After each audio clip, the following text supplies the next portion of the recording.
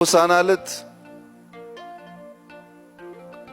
አህያዋ የተሸከመችውን አታውቅም።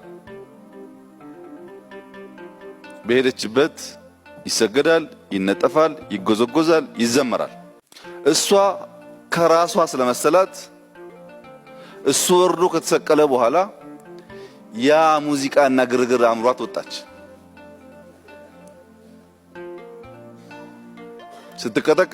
ስትቀጠቀጥ ቤት ገብታ እናቷን በቀደም እንደዛ ያነጠፉልኝ፣ የዘመሩልኝ፣ የሰገዱልኝ ደበደቡኝ እኮ አለቻት።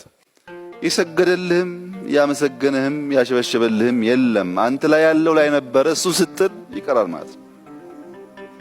እሱ ሲኖርህ ብቻ ነው እሱ ሲኖር ብቻ ነው ያ ነገር የሚቀጥለው። አላችሁ አንዳንድ ሰዎች ስትጀምሩ በጣም ተሸክማችሁት ያያችሁ ካስቀመጣችሁት በኋላም ግን የምትጠብቁ ማለት ነው።